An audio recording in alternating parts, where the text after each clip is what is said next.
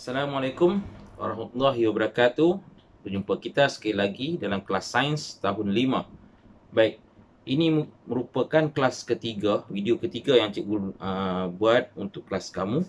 Jadi kita dah bincangkan sebelum ini kemahiran saintifik, okey, beberapa topik tentang kemahiran saintifik. Jadi cikgu tahu kamu mungkin tak sabar untuk pergi ke bab yang kedua, iaitu tentang manusia. Jadi kalau kamu lihat di internet pun banyak video-video di YouTube dan sebagainya yang telah mula membincangkan untuk tajuk manusia. Okey, kamu lihat pelbagai video yang menarik kamu boleh dapati. Baik, tapi bagi cikgu akan habiskan dulu tajuk kemahiran saintifik ini terlebih dahulu kerana ia adalah satu asas ataupun foundation kamu dalam mata pelajaran sains ini. Okey, jadi mungkin video seterusnya kita akan masuk kepada unit 2. Baik. Tapi cikgu juga tidak mahu terlampau ketinggalan. Cikgu akan terus kepada muka surat 15, iaitu imbas kembali, dan kita akan membincangkan soalan-soalan dalam asah minda. Baik. Jadi untuk bab 1 sebenarnya, okay, kita imbas kembali. Kalau kamu buka, kamu mesti ada buku teks, buka buku teks muka surat 15. Kita lihat kembali, kita flashback balik. Apa yang kita belajar dalam tajuk ini? Okay, kita memahami dan menyelesaikan suatu masalah secara saintifik dengan menggunakan kemahiran proses sains seperti yang berikut. Okay, disenaraikan semua kemahiran-kemahiran yang adalah yang terdapat dalam kemahiran proses sains. Jadi satu-satu tu dia bermula, satu-satu eksperimen tu dia bermula dengan penyataan masalah. Apakah yang hendak kita cari? Masalah-masalah, bila ada masalah kita mula merancang eksperimen, kita nyatakan tujuan, kita senaraikan bahan-bahan yang diperlukan, kita mengenal pasti pun boleh ubah yang perlu ada, yang perlu dimalarkan dan sebagainya. Okey, yang ni kamu boleh baca sendirilah, daripada proses memerhati, mengelaskan, mengukur dan menggunakan nombor, membuat inferen, meramalkan, berkomunikasi, menggunakan perhubungan ruang dan masa, mentafsir data, mendefinisi secara operasi, mengawal pemboleh ubah, membuat hipotesis dan mengeksperimen. Okay, jadi yang aras paling tinggi adalah mengeksperimen. Jadi selalunya bila kita buat satu eksperimen, dia merangkumi hampir keseluruhan kemahiran proses sains yang ada. Baik. Dalam banyak-banyak tadi cikgu nak sentuh sikit tentang menggunakan perhubungan ruang dan masa. Okey, apabila tajuk menggunakan perhubungan ruang dan masa, dia adalah melibatkan dua pemboleh ubah yang mana satu mewakili ruang dan satu mewakili masa. Ruang ini boleh jadi saiz ataupun ketinggian ataupun isi padu, itu bahagian ruang.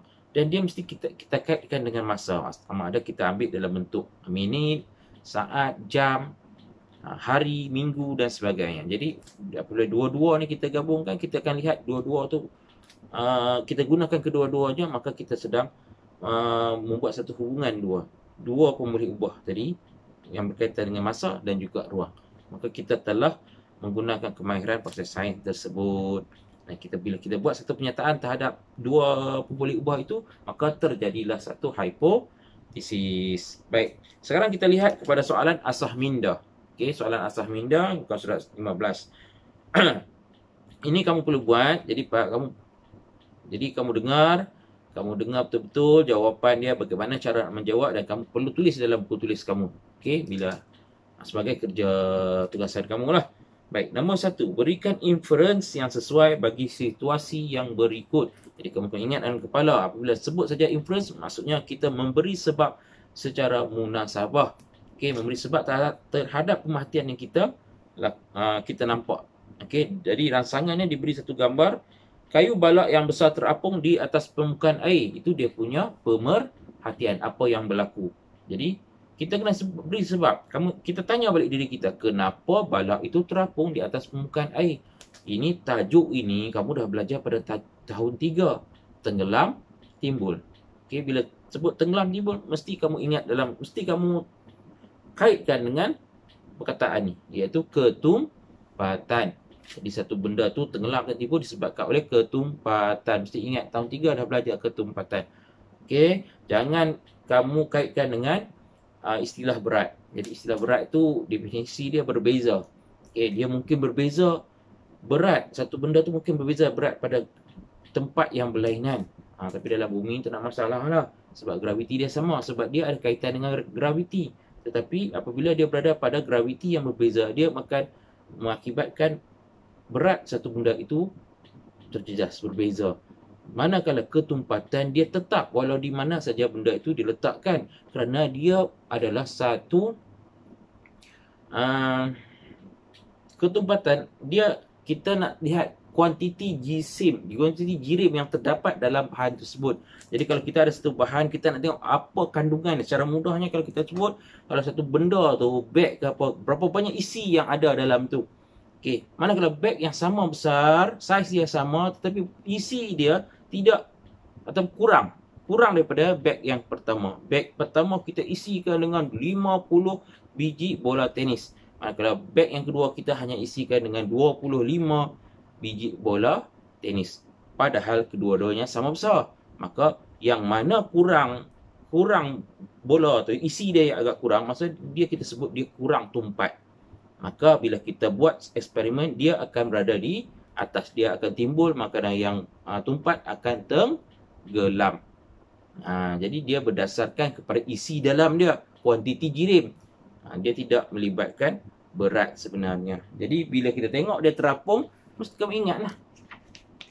Okey, kerana kayu balak itu kurang tumpat berbanding air. Dia mesti ada perbandingan.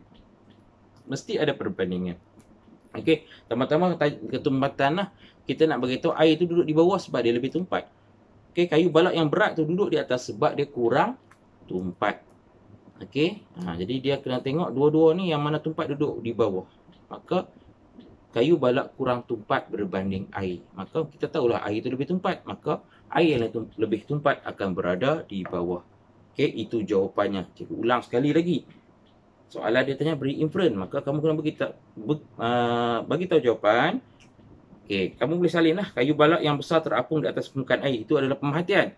Okey, tambah perkataan kerana kayu balak kurang tumpat berbanding air. Itu jawapan yang penuh. Okey. Soalan B, kita lihat gambar orang sedang berpeluh, letih, mungkin selepas senaman. Dikatakan kadar pernafasan menjadi lebih tinggi selepas bersenam. Kadar pernafasan adalah kita bernafas, kadar tu mesti dia melibatkan masa. Jadi dalam masa yang sama, kita bernafas bagaimana? Kalau kadar pernafasan menjadi lebih tinggi, maksudnya kita bernafas dengan lebih banyak dalam masa yang sama. Kawan kamu dalam masa seminit, dia bernafas dengan lebih perlahan. Maksudnya kadar pernafasan dia rendah. Tetapi orang yang lebih bersenam dalam masa 1 minit juga, dia bernafas dengan lebih banyak. Maka kita tahu dia bernafas dengan lebih laju. Jadi soalannya inference, kenapa? Jadi kita tanya balik, kenapa orang yang selepas bersenam mempunyai kadar pernafasan yang lebih tinggi? Okey. Jadi kita tahu soalan ini tentang bernafas. Jadi kenapa kita bernafas? Kita nak dapatkan apa dalam proses pernafasan itu? Kita nak dapatkan oksigen. Jadi kita kena kaitkanlah dengan oksigen. Jadi orang yang bersenam memerlukan oksigen yang lebih banyak berbanding orang yang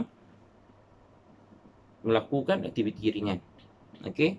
Jadi soal jawapannya kerana orang yang bersenam, kadar pernafasan menjadi lebih tinggi selepas bersenam kerana bersenam memerlukan aktiviti bersenam memerlukan oksigen yang lebih tinggi. Berbanding kamu tidur, kamu masih juga memerlukan oksigen, tetapi oksigen yang diperlukan tidak memerlukan banyak oksigen. Okey, apabila aktiviti bersenam, kita banyak menggunakan otot, pembakaran tenaga. Okey, semua itu memerlukan oksigen. Okey, bila memerlukan oksigen, darah kita perlu dipam dengan lebih laju, maka kita punya degupan jantung semakin laju, kita bernafas pun lebih laju. Itu semua dia sekali lah. Degupan jantung, pernafasan kita. Okey, macam mana kita nak cek? Kita nak tengok secara mudahnya kadar pernafasan, kita lihat kepada naik turun dada. Okey, berapa kali naik dan turun dada dalam masa 1 minit. Kita tengok, maka kita boleh kenal pasti dia punya kadar pernafasan dia. Okey, jadi itulah jawapannya. Kadar pernafasan menjadi lebih tinggi selepas bersenam kerana aktiviti bersenam memerlukan oksigen yang lebih tinggi. Baik. Seterusnya, soalan 2. Rajah di bawah menunjukkan 2 cara murid tahun 5 Zamrud ke sekolah. Jarak di antara rumah mereka ke sekolah adalah sama, iaitu 1 kilometer. Jadi biasakan, walaupun tidak ditanya pun, apabila kamu jumpa perkataan sama, tolong kamu gariskan. Okey, gariskan atau bulatkan. Menunjukkan ia penting. Sama tu adalah kata kunci untuk pemboleh ubah yang dimalarkan. Jadi bila kamu jawab soalan di masa hadapan, kamu dah biasa, nampak je kamu bulatkan. Bila ada soalan terus kamu boleh jawab. Okey, ia adalah kena-mengena dengan pemboleh ubah yang dimalarkan. Apa benda yang sama? Iaitu jarak di antara rumah. Kedua-duanya sama 1 kilometer. Tetapi kalau kamu lihat pada gambar je, satu murid menaiki motosikal, ayah dia bawa lah ni. Satu lagi menunggang basikal sendiri. Okey, menunggang basikal menggunakan tenaga sendiri secara manual, manakala naik motosikal dia menggunakan mesin lah, menggunakan tenaga mesin. Manakala ini secara manual menggunakan tenaga sendirilah. Jadi soalannya, ramalkan tempoh yang diambil oleh kedua-dua murid itu untuk ke sekolah. Ini kita boleh bicara logik lah. Dari sini kita tak boleh nak dapatkan jawapan ya. Kita tak boleh nak kira dengan secara tepat. Maka kita boleh bagi jawapan dalam bentuk yang bukan secara tepat lah. Kita tak perlu bagi dalam waktu yang tepat. Tempoh dia 5 minit, 10 minit tak perlu. Sebab ia tidak ada cara untuk kita boleh buat pengiraan tersebut. Okey. Yang kita boleh buat, kita boleh bagi tahu bahawa murid A, okey, masa yang diambil oleh murid A lebih singkat berbanding masa yang diambil oleh murid B untuk ke sekolah. Kita hanya membuat perbandingan secara relatif sahaja. Tidak perlulah kita bagi satu nombor yang tepat kerana dia tidak boleh dikira sebegitu saja. Tapi kalau ada soalan yang mana kita boleh kira, maksudnya kita kena beri jawapan secara tepat. Tidak boleh secara perbandingan seperti tadi. Seterusnya, jika murid B mengambil tempoh selama 15 minit untuk ke sekolah, berapakah tempoh yang diambil oleh murid A? Murid B naik basikal 15 minit. Jadi murid A naik motosikal berapa minit? Ini pun tidak ada satu pengiraan tepat. Tetapi kita hanya boleh buat perbandingan menggunakan logik akal. Sekiranya menaiki motosikal, tanpa ada kerosakan dan sebagainya, pastilah kita akan sampai dengan lebih cepat. Jadi kita hanya buat perbandingan sebegitu. Jawapan kamu boleh bagilah mana-mana jawapan yang mana dia bawah daripada 15 minit. Okey, jadi murid A akan sampai ke sekolah lebih cepat daripada 15 minit. Kalau kamu nak bubuh satu masa pun boleh. Okey, mungkin separuh daripadanya, mungkin 7 minit saja, 7 minit setengah, 5 minit pun boleh. Okey, sebab beza sangat jauh motor dengan basikal, memang dia punya kelajuan sangat-sangat jauh perbezaannya. Jadi dia akan sampai jauh lebih awal berbanding murid yang menaiki basikal. 5 minit tak jauh. Jadi kalau naik motor satu jarak yang tak jauh, mungkin mengambil masa 5 minit je. 5 minit saja pun dah sampai dah. Macam tu nah. Jangan bagi jawapan yang lebih daripada 5 minit, itu pastinya jawapan kamu akan jadi salah. Janganlah bubuh yang dekat 14 minit pun, itu pun boleh dipertikaikan. Okey, jadi beri jawapan yang agak selamatlah. Okey. Seterusnya, soalan 3, kamu ada satu gambar rajah, satu jadual piktogram. Okey, piktogram menunjukkan penyu. Okey, jadual piktogram penyu. Okey, piktogram dia ambil dari perkataan picture. Okey, dalam matematik kamu akan belajar tajuk ni. Jadi dia menggunakan gambar untuk mewakili nombor. Dan sebab itulah dalam piktogram dia mesti ada satu petunjuk kotak menunjukkan setiap gambar ni mewakili berapa banyak, supaya kita boleh tukarkan kembali gambar itu kepada nombor. Tapi kita lihat piktogram ni, kita akan dapat gambaran secara kasar yang mana banyak, yang mana sikit dan sebagainya. Sekiranya kita nak tahu bilangan yang tepat, kita perlu buat pengiraan kembali. Kita kena convert balik menjadi nombor-nombor dia. Jadi piktogram hanya untuk dapat gambaran kasar secara cepat. Kita dapat tengok sekali, kita dah nampak tanpa melihat baca nombor-nombor. Itu kelebihan piktogram. Okey, untuk dapatkan tepat kita kena buat lain lah. Okey. Berdasarkan, so kita pergi ke soalan pertama, berdasarkan rajah di atas, apakah pemerhatian kamu? Baik. Untuk soalan piktogram macam ni, dia ada ni, kita kena bagi pemerhatian secara keseluruhan. Okey, secara keseluruhan maksudnya kita tengok dia tajuk dia tentang bilangan penyu yang mendarat di perairan negeri Melaka. Okey, dalam masa 6 tahun. Kita kena bagi tahulah macam mana dia punya trend dia, corak dah. Jadi kita kena sebut bilangan penyu semakin berkurang sehingga tahun 2015. Kemudian naik kembali daripada tahun 2016 sehingga 2018. Jadi cikgu sebutkan corak dia bagi setiap fasa. Dia ada fasa pertama dia menurun. Okey, bilangan penyu yang mendarat di perairan negeri M menurun sehingga tahun 2015. Kemudian meningkat kembali bermula dari tahun 2016 sehingga 2018. Itulah yang perlu kamu tulis dalam jawapan. Kalau kamu tak dapat, kamu ulang balik sebab cikgu buat dalam video ni. Okey. Okey, B. Berikan inference tentang bilangan penyu yang mendarat pada tahun 2015 dan tahun 2016. Jadi inference kita tanya balik kenapa? Kenapa apa? Kenapa 2016, 2015? Kalau kamu lihat pada pita graf, bilangan penyu dia yang paling sedikit. Jadi kenapa? Berilah satu pernyataan jawapan yang mana-mana munasabah cikgu terima. Jadi kenapa kamu rasa penyu dia kurang? Mungkinlah berlaku sesuatu pada penyu, mungkin pada pantai tersebut, pada sungai, pada lautan tu, perairan tersebut. Bagilah mungkin pantai pada tahun 2015 dan 2016, pantai di negeri M tersebut tercemar dengan teruk, atau berlaku pembinaan di kawasan tersebut, di pantai tersebut pada tahun 2015 dan 2016. Jadi laut tercemar, pantai tercemar, berlakunya pembangunan dan sebagainya, ataupun kurangnya kesedaran masyarakat, tidak ada kempen-kempen memelihara penyu. Pada tahun 2015-2016 dia kurang kempen, maka bilangan penyu pun semakin berkurang. Jadi apabila dah mula ada kesedaran, dah mula kita jalankan kempen, dia kembali naik pada tahun 2016 sehingga 2018 dia naik balik. Jadi cikgu bagi tadi banyak jawapan, kamu pilih salah satu atau kamu bagi jawapan kamu sendiri yang mana logik dengan soalan tadilah. Kenapa penyu tu berkurang paling sikit pada tahun tu 2015 dan 2016, ada apa yang terjadi waktu tu? Okey, C. Berapakah jumlah bilangan penyu yang mendarat dari tahun 2016 hingga tahun 2018? Jadi 2016 kamu tengoklah ada satu gambar, sini 2, ni 3. 3 tambah 2 tambah 1 ada 6 gambar penyu. Setiap gambar penyu mewakili 100 ekor. Maka 6 darat 100 sebanyak 600 ekor penyu.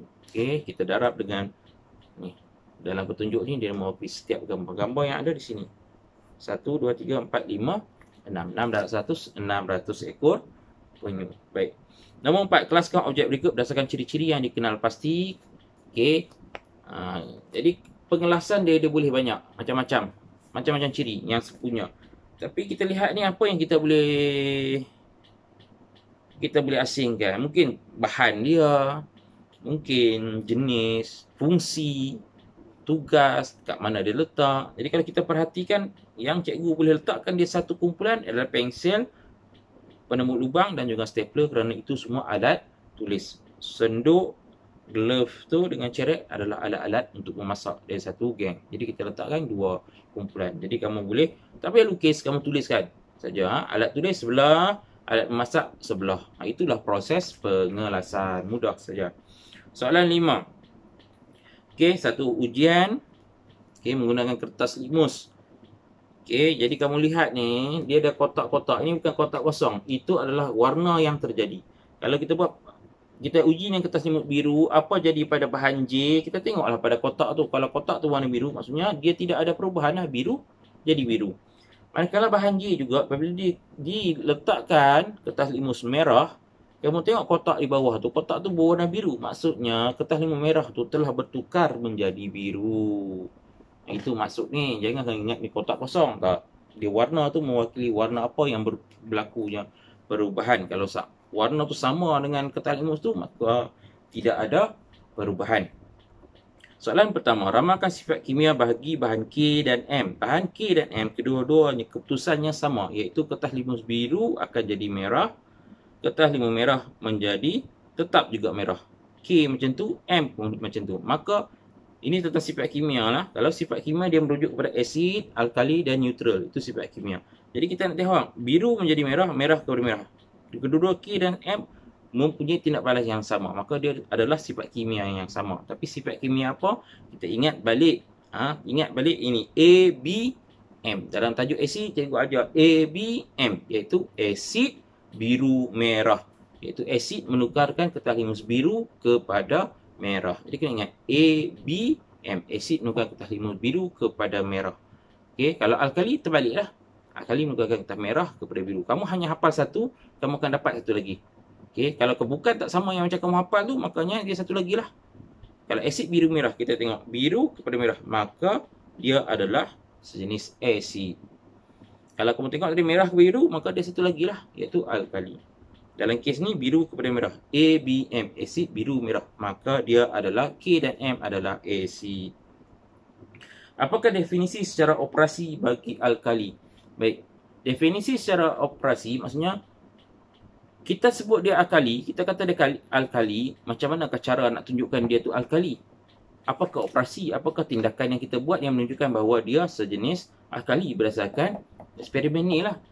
Bukan secara definisi, secara takrifan bias, takrifan begitu saja. Kita kena buat sesuatu untuk menunjukkan itulah sebenarnya alkali. Dalam eksperimen ini, untuk menunjukkan satu benda tu alkali, kamu boleh jawab, alkali ialah bahan yang menukarkan kertas limus merah kepada biru dan tidak menukarkan warna kertas limus biru. Ataupun kertas limus biru tidak mempunyai perubahan terhadap alkali.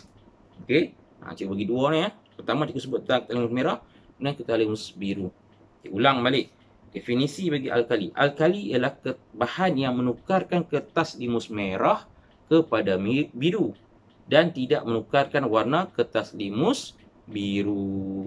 Itulah definisi secara operasi bagi satu alkali.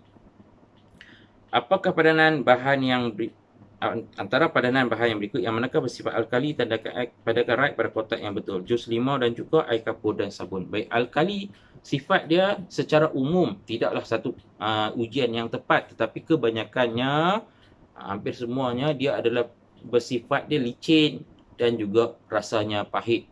Jadi kebanyakan bahan pencuci dia adalah alkali. Jadi kat sini ada air kapur dan sabun. Jadi sabun dia licin, dia bahan pencuci.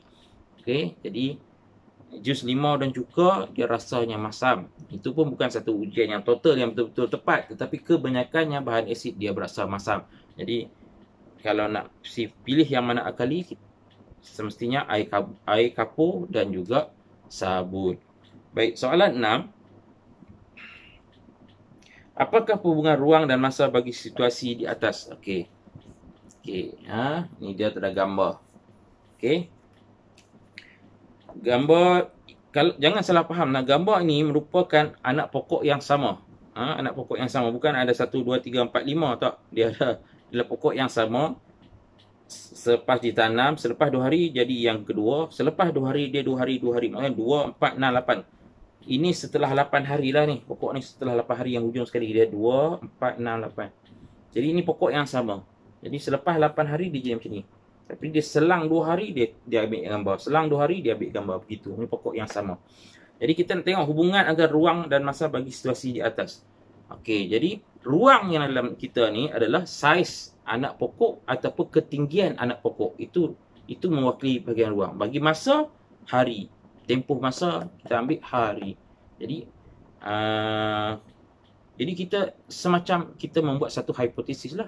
Kita kaitkan, kita bagi hubungan di antara dua tadi, iaitu saiz pokok dengan masa. Okey, kita boleh ada pelbagai, cikgu dah ajar dah bagaimana nak buat hipotesis. Okey, antaranya ketinggian pokok bertambah apabila masa bertambah, atau semakin bertambah masa, semakin bertambah saiz dan ketinggian pokok. Itu pun boleh juga. Ada dua tadi cikgu bagi. Dua cara menulis hipotesis. Kamu boleh pilih mana-mana satu. Baik, soalan yang ke-7. Soalan terakhir berkenaan dengan sistem suria. Rajah di bawah menunjukkan kedudukan planet dari matahari dalam sistem suria. Kedudukan planet mempengaruhi tempoh yang diambil oleh planet untuk membuat satu peredaran lengkap mengelilingi matahari. Apakah planet R? Kalau kamu tengok pada gambar rajah, okey, gambar rajah planet R yang ni jadi kamu kira dia berada di kedudukan ke berapa. Kita ada yang pertama yang hitam tu, kemudian yang kedua merah sikit, kemudian ada bumi, ketiga, Kemudian ada satu lagi planet warna merah. Keempat, dia adalah planet kelima. Ini tidak boleh tidak, kamu mesti hafal kedudukan planet mengikut kedudukan. Kedudukan pertama daripada matahari sehinggalah kedudukan ke-8. Itu kedudukan yang paling jauh daripada matahari. Ini kena hafal, tak ada cara lain lah. Okey, ada pelbagai cara, pelbagai tips orang bagi ya, untuk kamu boleh tengok, boleh tanya kawan-kawan yang lain, pusat tuition dan sebagainya. Okey. Okey, kalau kamu kamu boleh guna cara cikgu pun boleh, tak ada masalah. Kamu tengok lah dia punya, kita ambil huruf depan ya. U. Okey, kita ambil Ustaz Zul bawa M. Siapa ada M? Nama M. Mifzal Mifzal Akil bawa Mifzal Minang. Minang Hafiz Minang. Minang siapa?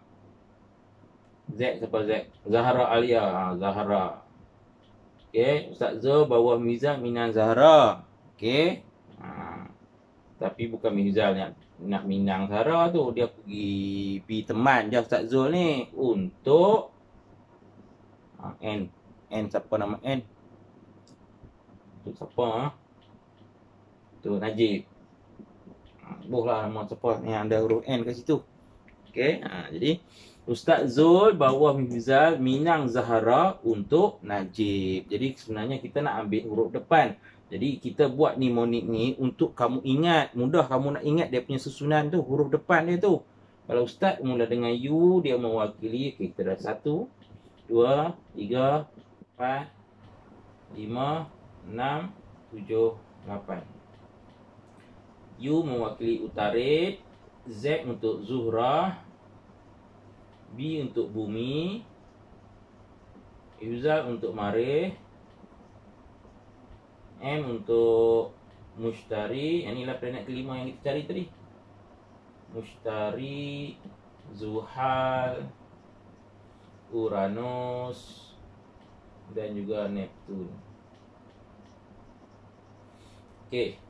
Dia ada 8 planet yang kamu pelajari untuk sekolah rendah. Okey, masa cikgu belajar dulu, masa cikgu belajar sekolah rendah, sekolah menengah, cikgu belajar 9 planet. Okey, dia ada 9, lagi bawah ni ada P. Ustazah Zara bawa Mat masuk zoo untuk naik pelanduk. Ada P lagi pelanduk bawah dia.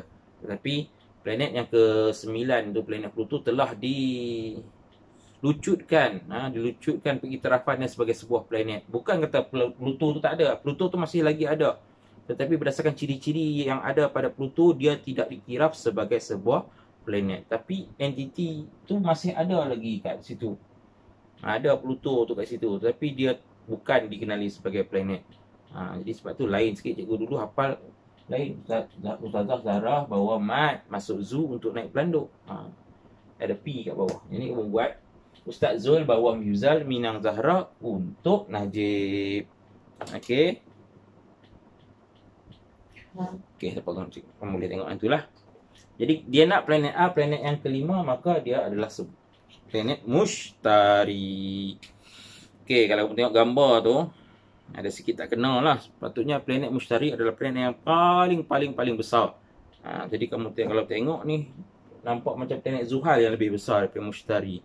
Mungkin ada sikit kesilapan dari segi saiz kat sini lah. Kalau diikutkan planet Mushtari ni, semua planet-planet ni, kalau Mushtari tu boleh buka, ada ruang kosong kita buka dalam Mushtari tu, kita boleh ambil semua planet, boleh masuk semua sekali dalam planet Mushtari, tutup balik. Nak menunjukkan betapa besarnya Mushtari tersebut. Okey, B. Berdasarkan penyiasatan.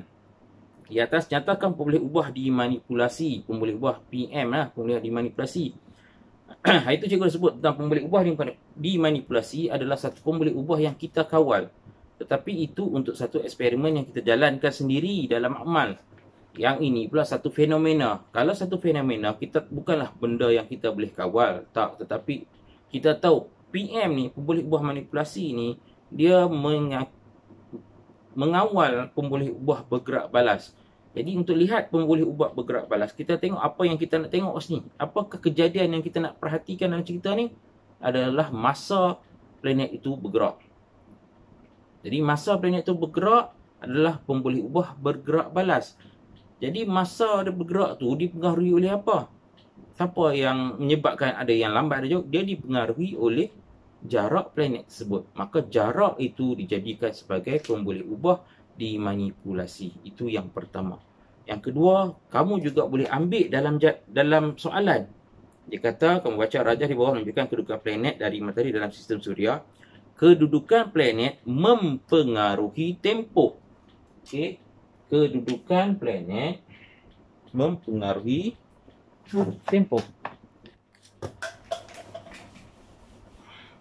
Okey, ada dua keadaan dalam soalan. Dia sama ada dia tulis D atau mem.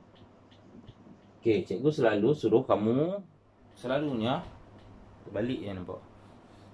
Dia akan kat sini PB di PM. PB di PM. Kamu hafal PB di mana? PB di PM. Maksudnya PM tu akan berada di belakang perkataan yang D lah. Kadang-kadang dia boleh dipengaruhi, kadang dikawal, di apa. Dia ada dalam perkataan tu, dia ada perkataan D. Kalau perkataan tu ada perkataan D, PM dia duduk di belakang. Apa-apa saja ayat selepas ni dipengaruhi ke apa, apa saja ayat kat belakang tu semuanya pemboleh ubah dimanipulasi.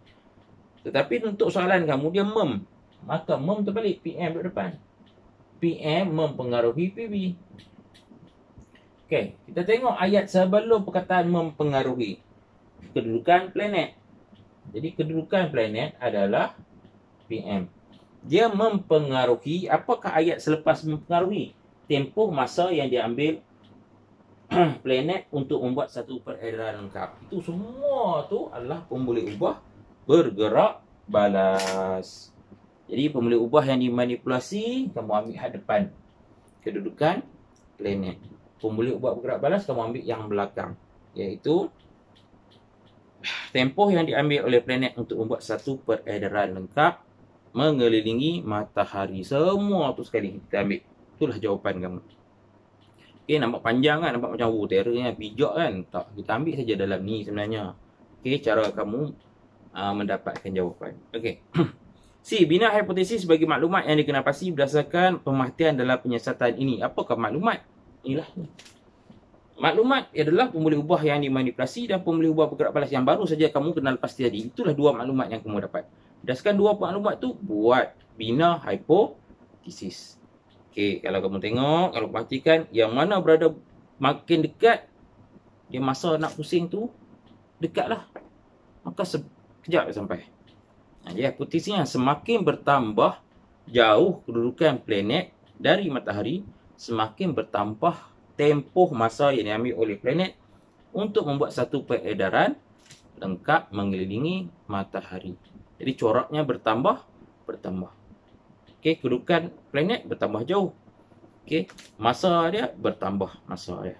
Gunakan ayat yang penuh lah. Okey, itu hipotesis. Yang terakhir, ramalkan tempoh yang diambil oleh planet R untuk membuat satu peredaran lengkap mengelilingi matahari berbanding dengan planet bumi. Berikan inference kamu. Okey, yang ni dia tidak ada, tak boleh kira dengan tepat lah, melainkan kamu hafal fakta tu. Okey, yang selalu yang kita hafal pun tempoh untuk bumi, iaitu 365 1/4 hari. Okay, lebih kurang ada tahun 365, ada tahun 366. Kita gunakan di bumi lah. Di bumi kita ambil 365, 366. Tapi sebenarnya peredaran yang sebenar adalah 365 1/4 hari. 1/4 hari itu adalah 24 bagi 4, ada 6 jam. Okey, 365 dah tambah 6 jam lagi. Itulah tempoh masa untuk bumi mengelilingi matahari. Sekarang planet R berada ke planet yang kelima. Bumi 365 tadi berada di planet yang ketiga. Jadi masa dia mestilah lebih lama dari 365. Kita tak bolehlah bagi secara tepat, kita hanya buat secara perbandingan. Tempoh yang diambil oleh planet R untuk membuat satu peredaran lengkap lebih lama berbanding dengan bumi. Dia tulis situ, berikan inference kamu kerana kedudukan planet R lebih jauh lebih jauh daripada matahari dan menyebabkan jarak untuk planet R pusing lebih jauh. Okey, kalau kamu sebut ada perkataan jauh tu, cikgu terimalah. Kalau kamu tak boleh buat dua-dua ayat tu. Okey, pertama kamu kedudukan planet R daripada matahari itu jauh, maka orbit yang dia perlu pusing untuk buat satu putaran lengkap tu akan jadi lebih jauh untuk dia buat satu pusingan lengkap. Maka masa yang ambil lebih lama. Okey, jadi itu saja 7 sehingga soalan yang ketujuh. Okey, jadi tugasan kamu adalah kamu perlu buat baliklah.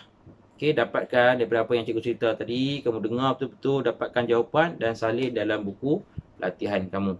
Tulis soalan dan buat dalam buku latihan kamu.